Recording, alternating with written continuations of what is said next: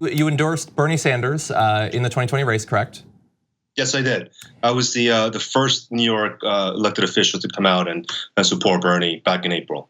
And one of the issues that I think you have a lot of philosophical overlap with Bernie Sanders on is that the current way that work is rewarded in this country seems to reward not the people doing the work, but the people who own the capital, own the corporations and things like that. You talk a lot about wanting to redesign money. When you talk about that, what do you mean?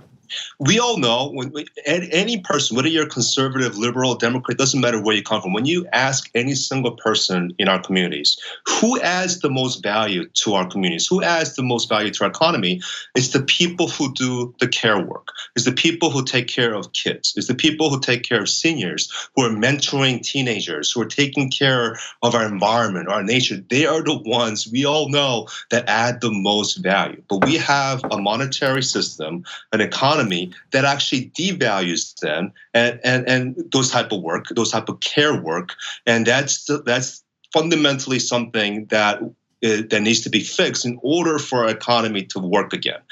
So what we're proposing is that we need to restore the original meaning, the original vision of what money was supposed to be, which was always a medium to store and exchange as much value as possible in our economies, not extract value from our communities. And that's what it's become. So, but what we're proposing is using some of our state's benefits, our tax returns, and turn them into real exchangeable money designed to capture the unvalued, devalued, undervalued work that goes uncaptured every single day in our communities. And by doing so, we can get more cash flow back into the communities and spark commerce and finally uplift the caring economy that we all know is vital to our futures.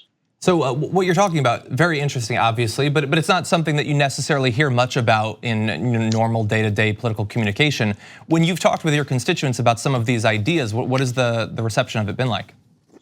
Yeah, no, we have so many folks right now that are already struggling and trying to find any kind of access point to get some cash. We have seniors who are unknowingly committing Medicare fraud and Medicaid fraud, trading in their benefits at local pharmacies and for-profit senior centers to get a couple $100 so they can live a dignified life with their peers. We have seniors going on casino buses, selling their vouchers for a few bucks a day so they can pay for their rent every single month. There isn't enough cash going back into our communities. For 20 years, wages have been stagnant.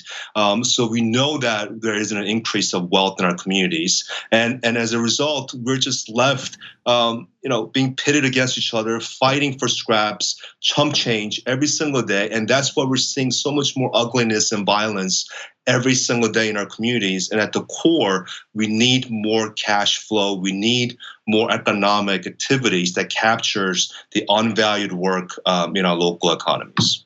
Ron Kim of the New York State Assembly, thank you so much for joining us and breaking down these really Thank you so much, Sean. Thank you for your time.